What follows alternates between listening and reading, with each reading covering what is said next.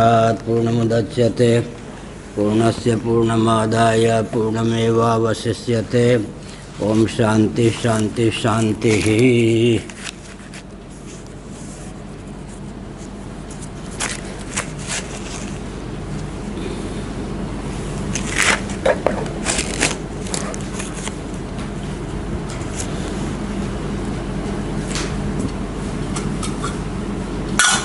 नामापिते च मधुरं मधुरं स्वरूपं कर्मापिते च मधुरं मधुरा स्मृतिश्च। बुद्धिं प्रबोधय प्रभो मधुबोधशक्तिं विद्यां प्रयच्छ परमां परिभावयामि। नारायणाखिलगुरो भगवन्नमस्ते शिवाय नमः। शिवलिंगाय नमः। तन्मे मनः शिवसंकल्पमस्तु। सर्वे भवन्तु सुखिनः। नारायण नारायण नारायण।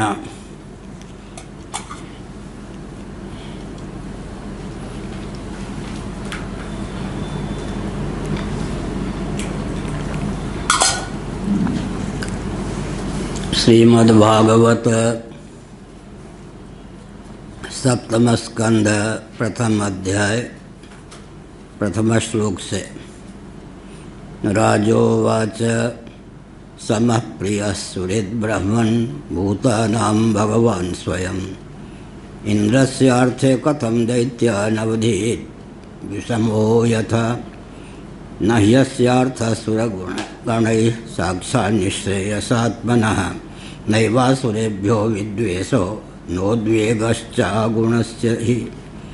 इति सुमहाभाग नारायणगुणान् प्रति संशयस्तु महान् जातस्तद्भवांश्चेतुमर्हति नारायणम्।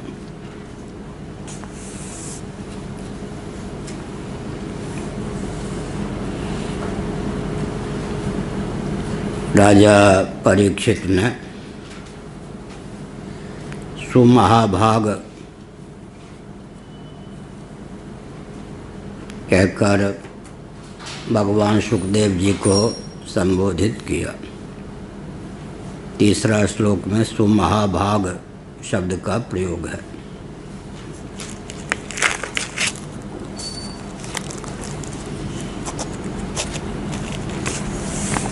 भक्तों के हृदय में भी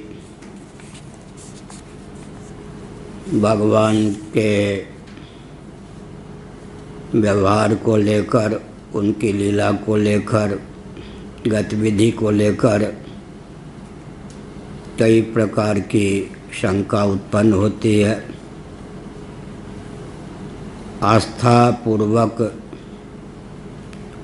उन शंकाओं को वे तत्वज्ञ मनीषी के प्रति निवेदित करते हैं। तत्वज्ञ मनीषी बहुत ही स्नेह सद्भाव सम्मान पूर्वक उन शंकाओं का समाधान करके भगवान किस प्रकार सगुण साकार होते हुए भी सम और निर्दोष हैं, इस तथ्य को प्रतिष्ठित करते हैं। इसका अभिप्राय यही है कि विपक्ष की ओर से जो कुछ आक्षेप प्राप्त होता है, हमारे शास्त्रों में उस आक्षेप से भी बढ़कर आक्षेप लेकिन आस्थापूर्वक पहले व्यक्त किया गया है, ताकि सर्वथा संशय विपर्यय से शून्य आस्था समन्वित हृदय बन सके। तुलसीदास जी महाभाग ने इस तथ्य को उद्भाषित किया। निर्गुण रूप सुगम अति सगुण न जाने कोई। निर्गुण को समझने में सुगमता है, निर्गुण की निष्ठा कठिन। सगुण को समझने में दुर्गमता है, सगुण की निष्ठा सुगम है। फिर से बोल लूँ, निर्गुण को समझने में सुगमता है, लेकिन निर्गुण की निष्ठा बहुत कठिन है, दुर्लभ है। सगुण के साथ माया जुड़ जाती है, सत्व रजस तमस 3 गुण जुड़ जाते हैं। सगुण को समझने में कठिनता है, जटिलता है। बहुत से जटिल घाटियों को पार करके सगुण को समझा जा सकता है, लेकिन सगुण परमात्मा में मन का निवेश सुगम है। एक में निष्ठा दुर्गम है, एक को समझ पाना दुर्गम है। गीता में भी अद्वेष्टा सर्वभूतानां मैत्रः करुण एव च निर्ममो निरहंकारः आदि लक्षण सिद्ध भक्तों के दिए गए हैं 12वें अध्याय में। लेकिन भगवान श्री कृष्ण के जीवन चरित्र को देखकर बहिर्मुख व्यक्ति तो क्या, भक्तों के हृदय में भी इस प्रकार की भावना का उदय होता है। जिनके चरित्र का मैं अध्ययन कर रहा हूँ महाभारत, श्रीमद् भागवत आदि के माध्यम से, क्या उन्हीं के द्वारा दिया गया यह उपदेश है। सिद्धांत को व्यावहारिक धरातल पर उतारने में जटिलता प्रस्तुत होती है तो बहुत भी बड़ी विसंगति मालूम पड़ती है। स्थितप्रज्ञ के लक्षण भगवद गीता के 2 अध्याय में हैं। 14वें अध्याय में गुणातीत के लक्षण हैं। 12वें अध्याय में सिद्ध भक्तों के लक्षण हैं। उपदेष्टा श्री कृष्णचंद्र हैं। अब उनके जीवन प्रकट लीला 125 वर्षों की श्रीमद् भागवत के 11 स्कंद के अनुसार उनके जीवन चरित्र का पढ़कर कई आक्षेप व्यक्ति कर सकते हैं कि क्या स्थितप्रज्ञ का वर्णन जिन्होंने किया, सिद्ध भक्तों का वर्णन किया, गुणातीतों का वर्णन किया, उन्हीं का यह जीवन चरित्र है या किन्हीं और का। इसका मतलब जो लक्षण हैं स्थितप्रज्ञ के, गुणातीत के, सिद्ध भक्तों के, उनको जीवन में उतारने में, व्यवहार में जो जटिल घाटियाँ आती हैं उनको देखते हुए क्रियान्वित करने में लगता है कि आकाश पाताल का अंतर है। इसलिए हिरण्यकशिपु भी कहता था, आगे उन्होंने जो कुछ उपदेश दिया या उसने उसका वर्णन है, अपने भाई के बेटों को और उनकी पत्नियों को तथा अपनी माता अदिति को जो उपदेश दिया है वो बहुत विचित्र है। तो हिरण्यकशिपु के मन में भी भयंकर द्वंद्व था। भगवान का ही शापित भक्त था कि भगवान विष्णु जब सगुण साकार रूप में होते हैं, व्यवहार करते हैं, तब जिस ब्रह्म का वर्णन किया गया है सम निर्दोष कहकर, निर्दोषम समम ब्रह्म, क्या उसी ब्रह्म का यह चरित्र है। सुनि मुनि मन भ्रम होए, तुलसीदास जी ने कहा। सामान्य व्यक्तियों की बात छोड़ दीजिए, मननशील मनीषियों के मन में भी भ्रम हो जाता है। सुगम अगम नाना चरित्र, तो ये एक विचित्र बात है। क्या विचित्र बात है कि सिद्धांत अपनी जगह है, निर्गुण निराकार ब्रह्म अपने स्थान पर है, लेकिन जब वही माया के योग से सगुण साकार होकर व्यवहार करता है तब विविध प्रकार के आक्षेप का पात्र बनता है।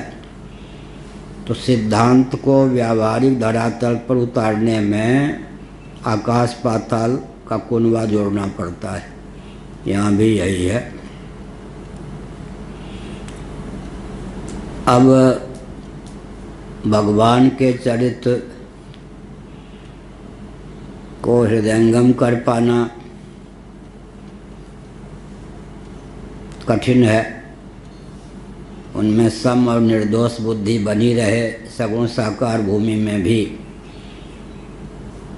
फिर ऐसे ही जीवन मुक्त जो महामुनीन्द्र होते हैं उनके व्यवहार में भी लोगों को विसंगति परिलक्षित होती है। जो दम्भी नहीं होते, सचमुच में जीवन मुक्त होते हैं, उनके व्यवहार को भी समझ पाना कठिन होता है। जैसे कर्मयोग में जो अधिकृत व्यक्ति है वह जब इस प्रकार के पाठ में आ जाता है तो उसको नींद आती ही है। फावड़ा चलाना, परिश्रम करना में जिसका मन लग सकता है वो पाठ में बैठेगा, सोएगा ही। इससे सिद्ध होता है कि वो पाठ में सुनने तो आ गया है लेकिन अधिकृत कर्मयोग में। कर्म करने में नींद नहीं आएगी, पाठ में झटपट नींद आ जाएगी।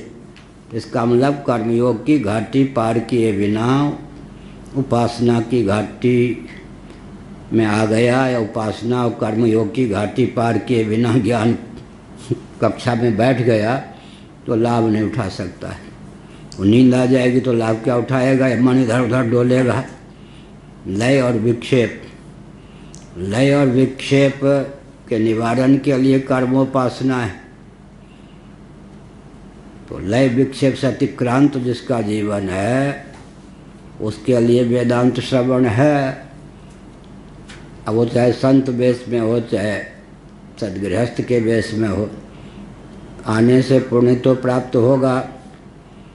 अगर कथा कहने वाला, पढ़ाने वाला व्यक्ति व्यवस्थित है तो हम लोगों का वक्तव्य सुन करके कोई कर्तव्य का त्याग थोड़े कर देगा, भगवान की निंदा थोड़े करेगा।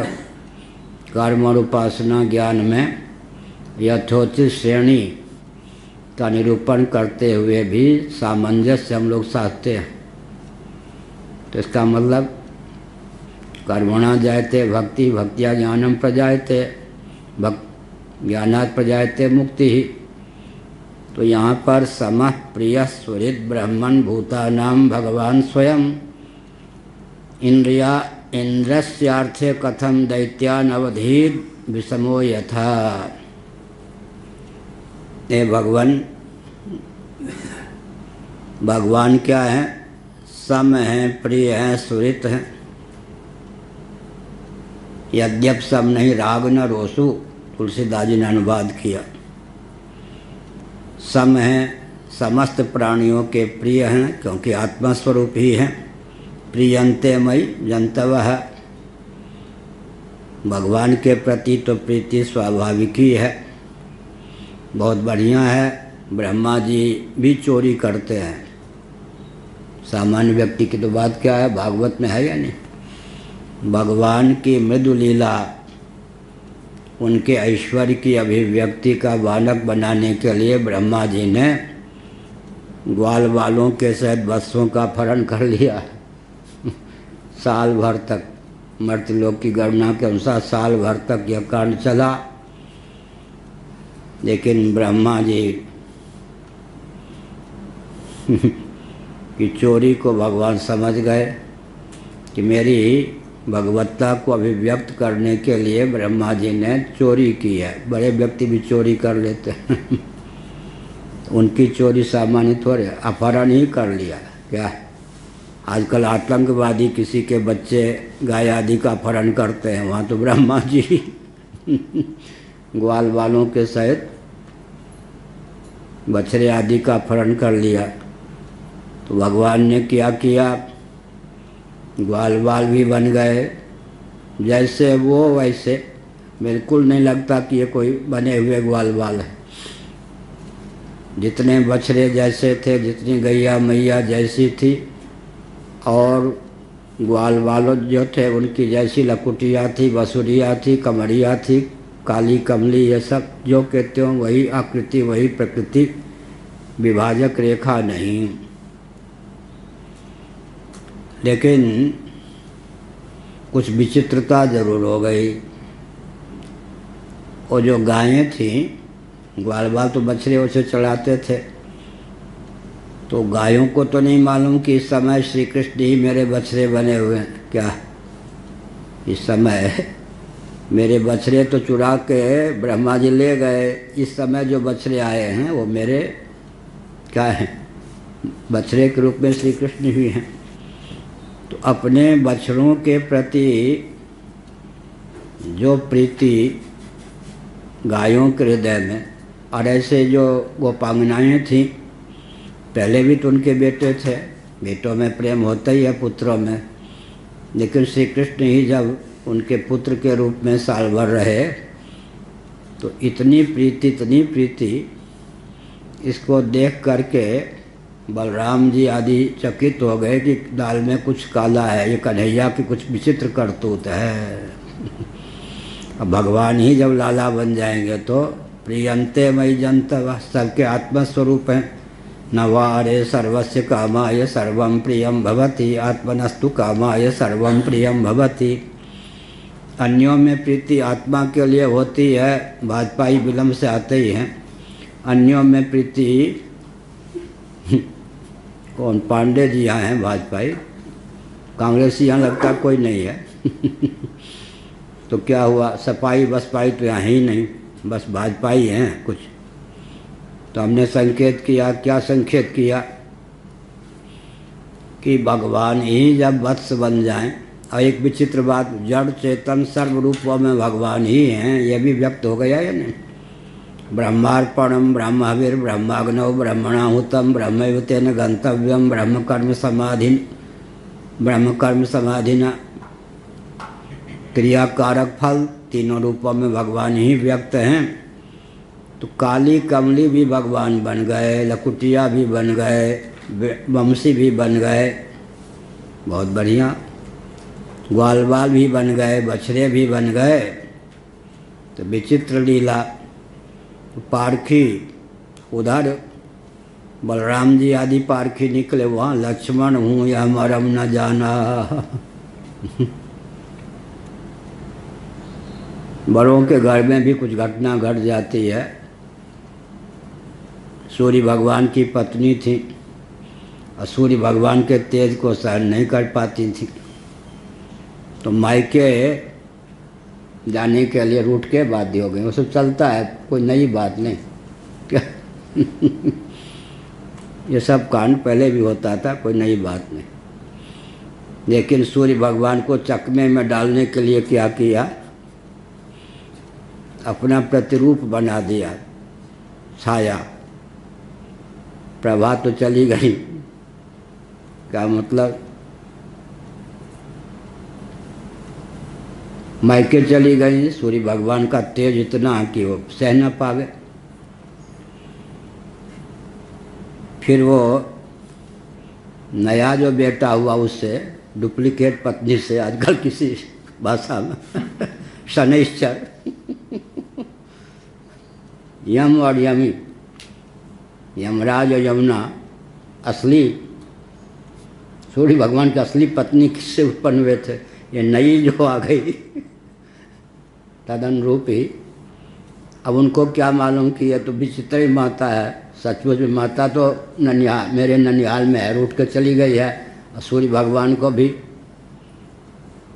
पता नहीं, ऐसा बढ़िया अपना रूप सिद्धि से बना लिया। तो क्या करे, सौतिया डाह जैसे होते हैं ना, बढ़िया बढ़िया सामग्री शनिश्चर को खवा दे। यमुना जी को, यमराज को कुछ, हाँ, विकट बात। तो अब उनसे 1 दिन 2 दिन 3 दिन 4 दिन परखते रहे कि ये मेरी माँ ऐसे स्वभाव कैसे हो गया।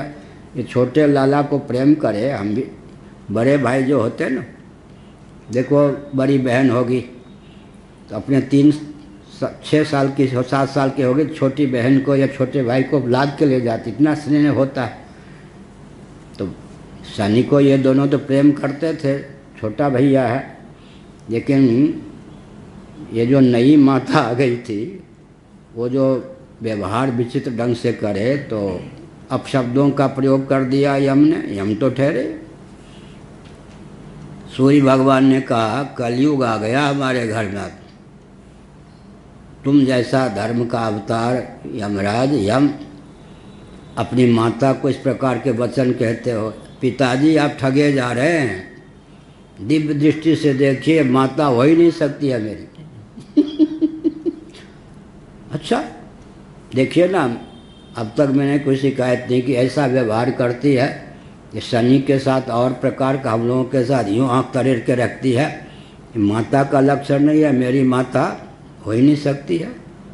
क्या कहता है, मैं ठीक कह रहा हूँ। युंजान योगी अयुक्त योगी भगवान सूर्य ने दिव्य दृष्टि से देखा तो बेटों की बात सच निकली। फल बल कल्प क्या, व्यवहार में विषमता, अनावश्यक विषमता को देखकर यम यमी ने परख लिया कि हमारी माता नहीं हो सकती, आकृति होने पर भी प्रकृति। तब ससुराल की ओर ध्यान दिया, त्वष्टा जी की ओर, ससुराल की ओर। देवी गई तो कहाँ गई, ससुर जी आदि ने स्वीकार किया कि वो तो भाग के इतने साल पहले मेरे पास आ गई, तो भाई बदनामी ना हो। तो अब क्या किया जाए, काशी खंड स्कंद पुराण।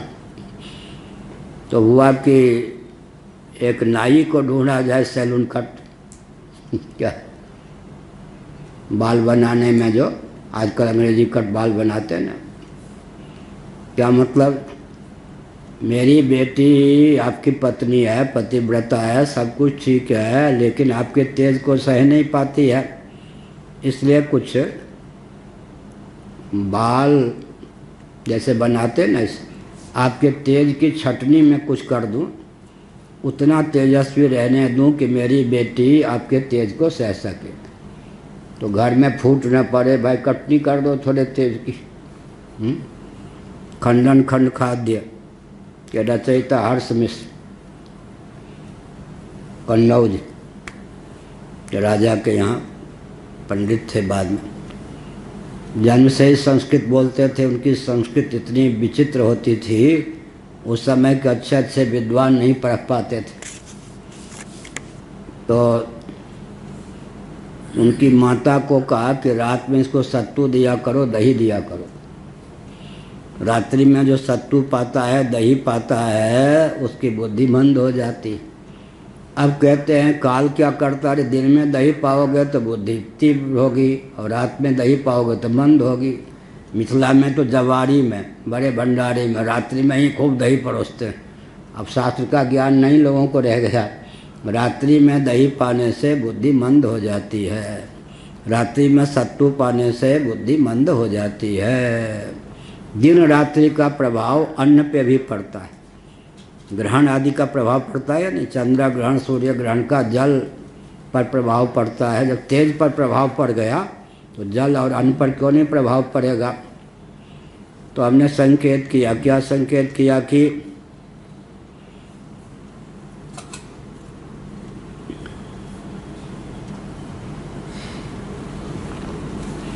तब सूर्य भगवान ने कहा ठीक है भाई, तेजस्वी तो रहने दोगे ना, तेजस्वी तो रहने दूंगा, अतिरिक्त जो तेज, ऐसे दिव्य कैंची का आविष्कार किया गया।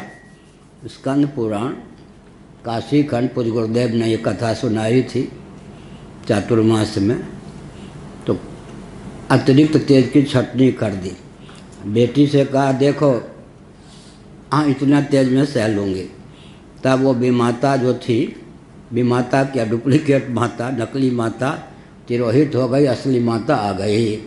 शनि भी रह गए। फिर शनि को क्या करते हो, तो छाया से उत्पन्न हो ही गए थे।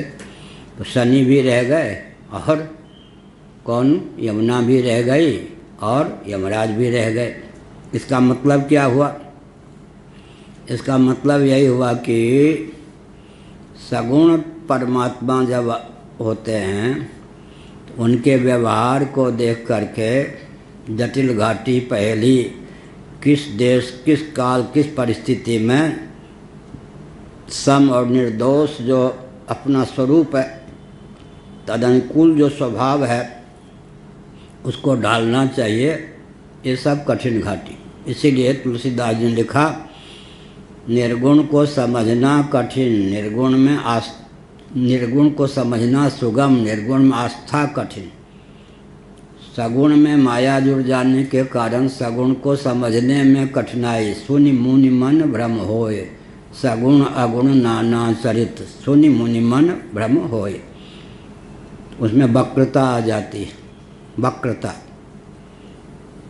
लेकिन महापुरुष जो होते हैं, भगवान सम और निर्दोष ज्यों के त्यों रहते हैं, फिर भी सगुण साकार श्री रामकृष्ण आदि का, विष्णु आदि का जब रूप धारण करते हैं तब उनकी चेष्टा लीला,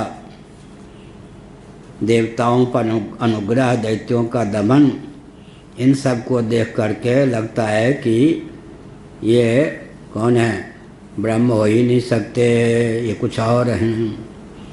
इसीलिए इसी श्रीमद् भागवत के 7वें स्कंध में ही एक विचित्र बात है। निर्गुण परमात्मा बहुत बढ़िया है भाई। ये जो विष्णु नामक परमात्मा है, हम लोगों का तो जानी दुश्मन है, पीछे पड़ा रहता है, हमको खतरा है तो इससे। अब यहाँ आगे क्या होगा, इसमें तो कथा है, अब जो कथा कह रहे उसकी दृष्टि से आगे क्या होगा कहता हूँ। हिरण्यकशिपु ने कहा अपने भाई को मारे जाने पर, छोटे भाई हिरण्याक्ष के मारे जाने पर उनके बेटों को समझाया, अपनी पुत्र वधुओं को, भतीजे की बहुओं को समझाया, अपनी माँ को समझाया। विष्णु भगवान बहुत अच्छे, चापलूस लोगों ने, देवताओं ने आगे पीछे करके इनको पोट लिया है। वास्तव में विष्णु भगवान बहुत सरल हैं, उनकी सरलता का चापलूस व्यक्तियों ने आगे पीछे करके दुरुपयोग कर दिया है। फिर कहा धीरे धीरे विष्णु के स्वभाव में इतना परिवर्तन आ गया है, जो बच्चा होता है ना, जो उसको मिठाई चटा दे, गोद में ले ले, सर पे हाथ रख ले, चूम ले, उसी का हो जाता है। क्या गंगा गए तो गंगा दास, यमुना गए तो यमुना दास। ऐसे बच्चों जैसे अकल हो गई है विष्णु की। है तो बढ़िया मूल से, कौन कहेगा मालूम है। हिरण्यकशिपु अपने भतीजों की को समझाएगा, भतीजों की बहुओं को समझाएगा, अपनी माँ को समझाएगा, अदिति को। ये चपल बच्चों के समान हो गया है, जो मिठाई खवा दे, पुचकार दे, सर पे हाथ रख दे, उसी का जैसे बच्चा हो जाता है। ठीक उसी प्रकार से अब विष्णु का स्वभाव बच्चों जैसा हो गया है। तो यही सगुण परमात्मा का जो चरित्र होता है, क्योंकि व्यवहार का नाम क्या है, द्वंद्व क्या है, सर्दी गर्मी, भूख प्यास, दिन रात, शत्रु मित्र, सत्वगुण, कभी रजोगुण, कभी तमोगुण। एक विचित्र स्थिति है। तो व्यवहार में विचित्र घाटी आती है। तो दर्शन के सिद्धांत को व्यवहार में उतारते समय जो महापुरुष होते हैं उनमें भी जो विसंगति दिखाई पड़ती है, उसकी संगति नहीं साधेंगे तो क्या हो जाएगा, मन में विकार आ जाएगा, मन विकृत हो जाएगा, भ्रांति से ग्रस्त हो जाएगा। दंभी की बात यहाँ नहीं चल रही, भगवान विष्णु की बात चल रही है। उनके व्यवहार को लेकर भी उन्हीं के प्रति समर्पित कौन, परीक्षित हृदय में यह भाव आया। समः प्रिय सुहृद ब्रह्मन् भूतानां भगवान स्वयं, इंद्रस्य अर्थे कथम दैत्यान् अवधीद् विषमो यथा। तो विषम बुद्धि वाले होते हैं, वे जैसे पक्ष ले लेते हैं, अमुक का पक्ष ले लिया, अमुक से लाभ डांट रखने लग गए। वैसे ही विष्णु जी ने ये क्या किया कि देवताओं का पक्ष लेकर के और उपद्रव कर दिया, दैत्यों का दमन कर दिया, असुरों का दमन कर दिया, राक्षसों का दमन कर दिया। भगवान तो सम हैं, समस्त प्राणियों के प्रिय हैं, सुहृद हैं। ऐसा होने पर भी साधारण मनुष्य जैसे विषमतापूर्ण व्यवहार करता है, उस प्रकार का व्यवहार भगवान विष्णु ने क्यों किया? इंद्र का पक्ष लेकर अमुक को मार दिया, अमुक का मंटा ढार कर दिया, कुछ समझ में नहीं आता। लेकिन भगवान के प्रति आक्षेप नहीं, इसके पीछे न कोई दिव्य रहस्य होगा। उस दिव्य रहस्य को मैं सुनना चाहता हूँ। मित्र का पक्ष ले ले, शत्रुओं का दमन कर दे, इस प्रकार का व्यवहार तो सामान्य मनुष्यों का होता है। इंद्र के लिए दैत्यों का वध क्यों किया? ये प्रश्न कर दिया। समः प्रियः सुहृद, ये सब भगवान के भूता नाम, भगवान स्वयं संपूर्ण भूतों के प्रति सम है, प्राणियों के प्रति प्रिय हैं, सबके सुहृद हैं।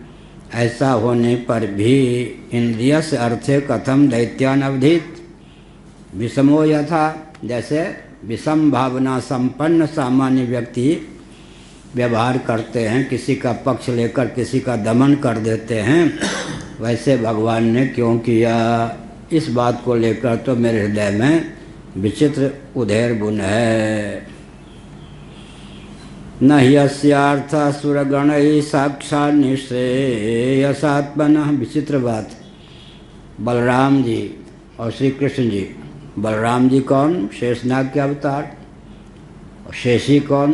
भगवान श्री कृष्ण। शेषी विष्णु के अवतार कौन? भगवान श्री कृष्ण। बलराम जी ने अपने छोटे भैया श्री कृष्ण से कहा, सुनो, मेरी बात पर ध्यान दो। कौरव पांडव, विचित्र बात है, एक ही वंश में तो अवतीर्ण हुए थे। पांडव भी कौरव थे या नहीं? लेकिन पेटेंट हो गया नाम पे, वंश पर कब्जा कर लिया दुर्योधन आदि। कौरव तो दोनों थे, कुरुवंश का हुआ ना, कुरुक्षेत्र, कुरु जी ने बसाया था इसलिए उसका नाम कुरुक्षेत्र। धर्म क्षेत्रे कुरुक्षेत्रे, कुरु के द्वारा। अयोध्या जो है, अयोध्या मनु जी ने बसाया, इक्ष्वाकु जी ने अपने पिता के द्वारा प्रतिष्ठित अयोध्या नगरी को राजधानी उद्घोषित की। मानव उद्घोषित विश्व की प्रथम राजधानी का नाम है अयोध्या। वाल्मीकि रामायण, क्या इतना अंश ले लेना भाई। इक्ष्वाकु ने क्या किया? मनुरिक्ष्वाकवे ब्रवीत, मनु के द्वारा प्रतिष्ठित अयोध्या नगरी कितनी प्राचीन होगी।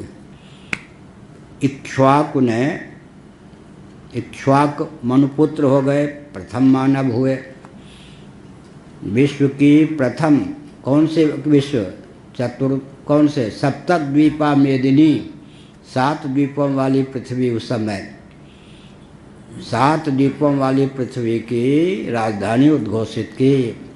सप्तद्वीपा पृथ्वी की मानव द्वारा उद्घोषित प्रथम राजधानी अयोध्या है, जिसमें कालांतर में भगवान राम का प्राकट्य हुआ। कितनी पीढ़ी बाद। मैंने लिखा था ना अयोध्या पर बहुत कुछ, जब ये सब चल रहा था तब। तो एक संकेत है। इसका अर्थ क्या हुआ? इसका अर्थ यह हुआ कि भगवान क्या करते हैं? ऐसा व्यवहार करते हैं जिससे व्यक्तियों को लगता है ये भी पक्षधर हैं। रावण आदि का संहार कर दिया। प्राकृतिक दृष्टि से तो राम भी दैवी संपद देवताओं की रक्षा के लिए संहारक बन गए, इधर श्री कृष्ण भी संहारक बन गए। इसका उत्तर क्या है? न ह्यस्यार्थासुरगणैः साक्षात् निःश्रेयसात्मनः नैवासुरेभ्यो विद्वेषो नोद्वेगश्च गुणस्य ही। बहुत बढ़िया। भगवान तो संपूर्ण कल्याणक स्वरूप गुणगण निलय हैं, उनको देवताओं से भी कुछ लेना देना नहीं है। न ह्यस्यार्थ सुरगणई है, उनका कोई ऐसा प्रयोजन अटका नहीं है कि देवताओं से कुछ लें, परिपूर्ण है। नोद्वेगश्चा गुणस्य ही, साथ ही साथ वे जब संपूर्ण कल्याण स्वरूप हैं, देवताओं से कुछ नहीं लेना है, वो निर्गुण है। दैत्यों से कुछ वैर विरोध भी नहीं। वो अखबार में छापते हैं ना काहू सो दोस्ती ना काहू सो वैर, भले ही दोस्ती हो वैर हो, एक पहली बना ली ना काहू सो दोस्ती ना काहू सो वैर तो भगवान को तो ऐसा व्यवहार करना चाहिए। लेकिन वो भी तो बलराम जी ने समझाया, क्या भैया ऐसा है, कौरव भी अपने हैं, पांडव भी अपने हैं, दोनों रिश्तेदार हैं। फिर तुम पांडवों के पीछे लगे रहते हो, सम बुद्धि रखो समझ को उपदेश दिया। हाँ, सम बुद्धि रखो। दोनों लड़े भिड़े तो दोनों को समझा के लड़ने भिड़ने से बंद कर दो, न माने दोनों को उपेक्षा कर दो। बढ़िया। कौन न्यायाधीश थे? बलराम जी। उन्होंने कहा आप अपना आदर्श प्रस्तुत करो, दोनों में सम बुद्धि रखो। मैं डंके की चोट से भैया बलराम बड़े हो, पाँव हाथ रखता हूँ, जो पांडवों का दुश्मन होगा, विशेषकर अर्जुन का, मारे बिना नहीं रहूँगा अर्जुन के लिए मैं जीवन दे सकता हूँ, न्योछावर कर सकता हूँ। पांडवों का जो दुश्मन होगा ठिकाने लगा दूंगा उसे। समत्व निर्दोषम समम ब्रह्म, समत्व का प्रमाण पत्र आप लो, ब्रह्म आप सिद्ध हो जाओ, हमको संसारी सिद्ध होने दो। मेरी प्रतिज्ञा है, भक्त का कर्ष करने वाला मेरे द्वारा मारा जाएगा, मैं कचूमर निकाल दूंगा दुर्योधन आदि दोनों रिश्तेदार सब कुछ। भगवान ने कहा समत्व का प्रमाण पत्र मुझे नहीं चाहिए, मुझे भक्त वत्सलता का प्रमाण पत्र चाहिए। अर्जुन का जो वैरी होगा उसे छोड़ूंगा नहीं। यहाँ तक महाभारत में है, अनर्जुन, बिना अर्जुन का यह संसार मुझे पसंद नहीं। नर नारायण थे ना, बिना अनर्जुन, बिना अर्जुन का यह संसार मुझे पसंद नहीं। अर्जुन का उपलक्षण है, पांडवों का जो दुश्मन होगा बिल्कुल ठिकाने लगा दूंगा, मेरा कुछ बाल बाका नहीं होगा। समत्व और निर्दोषत्व जो हमारा है वो जो के त्यों रहेगा। समता निर्दोषता का प्रमाण पत्र आप अपने पास रखो। ते मेरी बात नहीं सुनता, जो करना कर, मैं तो चला तीर्थ यात्रा। जब समझाए नहीं समझता है, हमारा आपका कार्य है कि शांत रहें, समझे। तो समत्व का परिचय तो दिया, एक अक्षौणी सेना दे दी नारायण ने, उनके भी संबंध का निर्वाह कर दिया एक अक्षौणी सेना देकर। अर्जुन का सारथी बनूंगा और जो पांडवों से द्रोह रखेगा ठिकाने कर दूंगा समत्व, अरे तुम ब्रह्म के अवतार हो, रहने दीजिए, ख्याति आप लीजिए। तो मैं चला, नहीं मानते तुम पर तुम्हारी बस है नहीं, कहने को छोटे भैया हो, मानने वाले तो हो नहीं, बड़े हठीले हो। मैं चला तीर्थ यात्रा के लिए, आप जाइए, मुझे जो करना है करने दीजिए। मेरा अवतार ही भूभार हरण के लिए हुआ है, तो अपने अवतार के प्रयोजन को, मेरा एक वाक्य है बहुत महत्वपूर्ण, उसकी व्याख्या अपेक्षित नहीं है। जिस व्यक्ति के जन्म का जो प्रयोजन होता है, उस प्रयोजन की सिद्धि के लिए ही उसका व्यवहार होगा या नहीं। उससे कितना उपदेश दो, चाहे सज्जन हो या दुर्जन। तो जिस व्यक्ति के जन्म का जो प्रयोजन होता है उस पर कहो कि ऐसा मत करो वैसा मत करो। जिस व्यक्ति के जीवन का जन्म का जो प्रयोजन होता है वो तो अपने प्रयोजन की सिद्धि के लिए पूर्ण प्रयास करेगा ही, उसको मना नहीं किया जा सकता। तो हम लोगों का भी जो जन्म है, नरक से तो नहीं आए हैं, भगवान के साक्षात अवतार भी नहीं हैं, लेकिन भूत प्रेत के अवतार भी तो नहीं हैं। तो जिस हमको मालूम है किस लिए जन्म हुआ है, या ऋषि मुनियों ने किस लिए जन्म दिया है, तो जिस प्रयोजन की सिद्धि के लिए हमारा जन्म हुआ है, 1 लाख व्यक्ति भी समझाने का प्रयास करें तो मानने वाला नहीं। तमोगुण के कारण नहीं, अपने जन्म के प्रयोजन पर कोई पानी नहीं फेरता। अब दुर्योधन का जन्म खलनायक का अभिनय करने के लिए पांडव गीता का श्लोक है, यथा नियुक्तोस्मि तथा करोमि। महाभारत में पाठांतर है भवामि। पांडव गीता का जानामि धर्मम न च मे प्रवृत्ति, जानाम्य धर्मम न च मे निवृत्ति। दुर्योधन का कहना है ऐसा नहीं कि मेरी विपरीत बुद्धि हो, धर्म को अधर्म, अधर्म को धर्म समझता, ऐसा नहीं। धर्म को धर्म ही समझता हूँ, अधर्म को अधर्म ही समझता हूँ, विपर्य विपरीत बुद्धि नहीं है। लेकिन मुझ में वो क्षमता नहीं है कि धर्म के मार्ग पर चल सकूं, अधर्म से अपने को विरत कर सकूं। अथ केन प्रयुक्तोऽयं पापं चरति पुरुषः अनिच्छन्नपि वार्ष्णेय बलादिव नियोजितः काम एष क्रोध एष रजोगुण समुद्भवः। यहाँ तो काम, यहाँ तो क्रोध। तो दुर्योधन का कहना यह था गुप्त रीति से, ब्रह्मा जी ने कलयुग को आदेश दिया खलनायक का अभिनय कर, तो जब तक दुर्योधन के शरीर में हूँ मैं तो कलयुग का अवतार हूँ। यथा नियुक्तोस्मि, मंचन करने के लिए मर्त्यलोक में ब्रह्मा जी ने मुझे कलयुग को जो दायित्व दिया है, क्या उस दायित्व का निर्वाह तो मुझे दुष्टता का परिचय देकर ही करना है। ऐसे ही जो सज्जन हैं उनका जन्म जिस प्रयोजन की सिद्धि के लिए हुआ है, उनको कोई कितना मना करे। अब आदि शंकराचार्य को जो करना था तो कर ही दिया। एक सन्यासी ने कहा, उस समय भी ऐसा था, एक सन्यासी के पास शंकराचार्य गए। सन्यासी बहुत प्रतिष्ठित अंतर्मुख थे। सन्यास लेकर इस पचड़े में क्यों पढ़ते हो, इसलिए सन्यास लिया जाता है क्या? आदि शंकराचार्य को मुस्कुरा के सुन लिया, ठीक है। अब बड़े दंडी स्वामी रहे होंगे सन्यासी, सन्यासी को इस पचड़े में नहीं पढ़ना चाहिए क्या? भगवान शंकराचार्य ने कुछ जवाब नहीं दिया, हाथ जोड़ा सब कुछ, लेकिन करना जो था वही किया। इसका मतलब क्या है? भगवान का जो अवतार होता है वो अपने प्रयोजन की सिद्धि किए बिना रह सकते हैं क्या? नहीं रह सकते। और एक विचित्र बात भी है, ये सब मनोविज्ञान और गंभीर रहस्य है।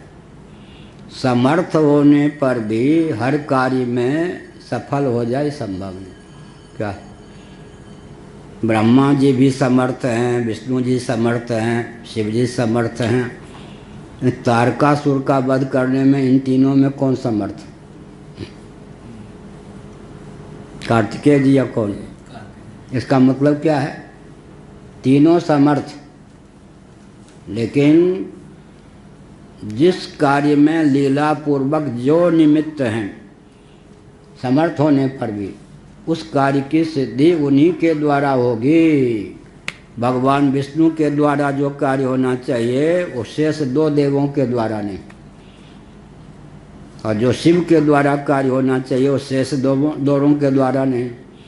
जो ब्रह्मा जी के द्वारा कार्य होना चाहिए वो शेष दो देवों के द्वारा नहीं।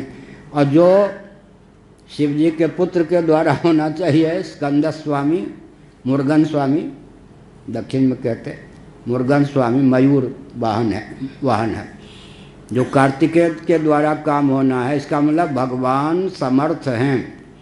समर्थ होने पर भी जिस कार्य की सिद्धि में जो निमित्त है उसी को भगवान आगे करते हैं। तब तक काल की प्रतीक्षा भगवान भी करते हैं क्या? तारकासुर का वध करना है तो जिसके द्वारा होना है वहाँ तीन क्या करेंगे? उसके लिए वानक बनाएंगे। तारकासुर को मारने के लिए कौन उत्पन्न होगा? स्कंद स्वामी या कौन उत्पन्न होंगे? लेकिन समर्थ होने पर भी जो सूझबूझ संपन्न होते हैं हर कार्य में हाथ नहीं डालते। महाभारत की एक आख्यायिका है, एक दिन बताया होगा, बहुत दिन पहले, कि महाभारत के परीक्षित की बात। कल्प वेद से परीक्षित अलग अलग। भागवत के परीक्षित ने भागवत कथा सुनी ना, महाभारत के परीक्षित ने कथा थोड़ी सुनी। कल्प वेद से भगवान के चरित्र में भी भेद होते हैं तो महापुरुषों के चरित्र में भी भेद होते हैं।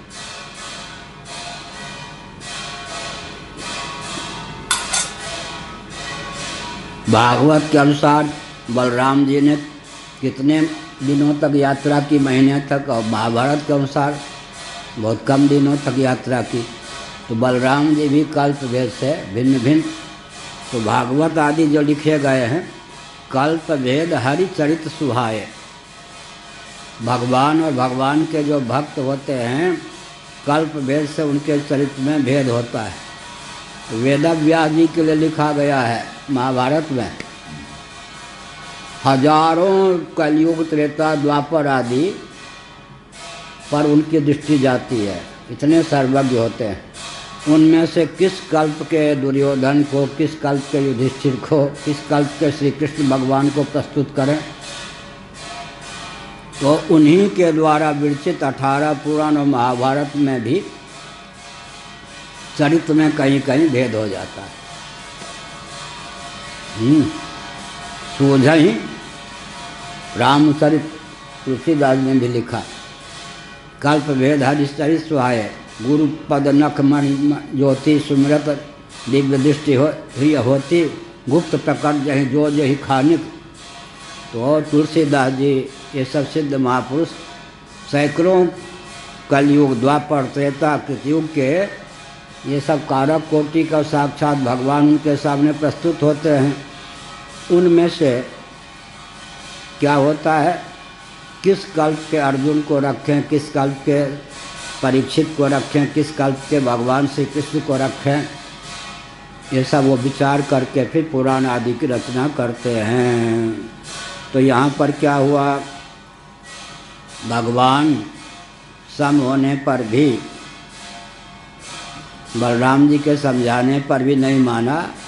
कहा कि आप जो है समत्व का प्रमाण पत्र लीजिए। तो क्या हो गया, रूठ के भाग गए बलराम जी, न इधर न उधर। और भगवान श्री कृष्ण ने कहा मुझे कोई संकोच नहीं है, एक अक्षौणी सेना दे दी दुर्योधन को, अब मैं तो अर्जुन का सारथी बनूंगा। तब पक्ष हुआ या नहीं। यद्यप सब नहीं राग न रोसु, ऐसा होने पर भी व्यवहार में जब भगवान किसी का पक्ष लेते हैं, किसी को मार देते हैं, किसी की रक्षा करते हैं, तब क्या होता है, मुनि मन भ्रम होए। इसीलिए पूछ दिया, न यस्यार्थ सुरगण साक्षात् निश्चयसात्मनः नैवा सुरेभ्यो विद्वेषो नोद्वेगश्च गुणस्य ही। साक्षात निश्रेयसात्मनः, भगवान साक्षात मोक्ष स्वरूप है, कल्याण स्वरूप हैं। न उनका कोई प्रयोजन दैत्यों से सिद्ध होना है, न उनका कोई प्रयोजन देवताओं से सिद्ध होना है। निर्गुण है, अपने स्वरूप में स्थित हैं, परिपूर्ण है, आत्म काम से का स्पृहा। तथापि जब वे अवतार लेते हैं तब क्या करते हैं, सम विषम व्यवहार उनके द्वारा भी होता है। उसके पीछे रहस्य क्या है, व्यवहार पर आक्षेप नहीं है, रहस्य जानने की भावना। व्यवहार पर लगता है कि आक्षेप है, आक्षेप नहीं है। सम विषम व्यवहार जो भगवान में होता है, पक्ष विपक्ष का ग्रहण भी भगवान करते हैं, उसके पीछे रहस्य क्या है यह जानने की भावना है। इति नास्तु महाभाग नारायण गुणान् प्रति संशयस्तु महान् जातस्तद्भवान् छेतुमर्हति। बहुत बढ़िया, सौभाग्य संपन्न, बहुत सुमहाभाग, महाभाग ही नहीं सुमहाभाग आप हैं, सुमहाभाग। आइए महाभाग, यहाँ सुमहाभाग, क्या कहना, सौभाग्य की पराकाष्ठा आपकी है। वहाँ कौन कौन श्रोता थे, पिता आदि सब श्रोता थे। भगवान जब सुखदेव जी बोल रहे थे तब श्रोता सब थे। हमारे चित्त में भगवान के समत्वादी गुणगणों को लेकर विचित्र संदेह प्राप्त है। आप कृपा करके उन संदेहों का, उस प्रकार के संदेह का निवारण कीजिए। श्री शुकवाच, सुखदेव जी ने कहा, वहाँ राजोवाच, यहाँ श्री शुकवाच। राजा के पहले श्री शब्द का प्रयोग नहीं है, सुखदेव जी के पहले श्री शब्द का प्रयोग है। महाभारत की शैली भागवत की शैली में कुछ अंतर है। महाभारत में, महाभारत का एक अंश है भगवद गीता। श्री भगवान उवाच श्री संजय उवाच श्री धृतराष्ट्र उवाच श्री अर्जुन उवाच, ऐसा नहीं श्री अर्जुन संधि हो जाएंगे, ऐसा नहीं अर्जुन के नाम के पहले, संजय के नाम के पहले, धृतराष्ट्र के नाम के पहले श्री नहीं। महाभारत की शैली है कि श्री संपन्न तो एकमात्र भगवान ही हैं, अन्यत्र जो श्री है वो भगवान का अनुग्रह से। और भागवत में एक विचित्र बात है, क्या बात है? नारद जी के पहले भागवत में श्री नारद उवाच, जब वे मैं शूद्र था तब ये किया वो किया, माता गुजर गई, किस प्रकार से काम करता था, उस समय श्री हटा दिया, नारद उवाच। कभी एक ही पात्र के प्रति श्री जोड़ देते हैं वेदव्यास जी, कभी हटा भी लेते कभी श्री जोड़ देते, कभी हटा लेते हैं। महाभारत की शैली है, क्या शैली है? भगवान ही श्री संपन्न हैं, अन्यों में श्री जो है कादाचित की है, कादाचित के, कभी है कभी नहीं। तो जब अपने पूर्व जन्म के जन्म कर्म का वर्णन करने लगे मानो प्राकृत भावापन्न होकर नारद जी, तब श्री हटा दिया, नारद उवाच। और जब भगवान के गुणगण का वर्णन करने लग गए तो श्री नारद उवाच। यहाँ राजोवाच, यहाँ श्री शुक उवाच। तो एक एक अक्षर पर भी ध्यान देने की आवश्यकता है। साधु पृष्ठम महाराज, ये नहीं कहा कि क्या बेटू के प्रश्न कर रहे हो, भगवान पर आक्षेप, अरे राम, ऐसा नहीं। साधु पृष्ठम महाराज, हे महाराज आपने साधु बहुत सुमंगल पूछा, बहुत अच्छा बहुत अच्छा। इसी बहाने भगवान के चरित्र के वर्णन का अवसर मिलेगा और भगवान सम और निर्दोष होते हुए भी विषम और सदोषपूर्ण कैसे परिलक्षित होते हैं गुणों के योग से, यह कहने का सुअवसर प्राप्त होगा। साधु पृष्ठम महाराज हरेश्चरितमद्भुतम यद भागवत महात्म्यम भगवद भक्तिवर्धनम। अच्छा पूछा। इस प्रसंग में प्रहलाद आदि जो भक्त हैं उनके चरित्र को कहने का इसी व्यास से अवसर मिल जाएगा, जिसके श्रवण से भगवान की भक्ति प्राप्त होती है। नारायण अखिल गुरो भगवन् नमस्ते, शिवाय नमः शिवलिंगाय नमः, तन्मे मनः शिव संकल्पमस्तु। श्री राम जय राम जय जय राम। धर्म की अधर्म का, प्राणियों में विश्व का, गौ माता की, गो हत्या, भारत, सर्वभूत हृदय धर्म सम्राट श्री स्वामी करपात्री जी महाराज की, श्री जगन्नाथ महाप्रभु की, श्री बलभद्र महाप्रभु की, भगवती सुभद्रा देवी की। हर हर महादेव।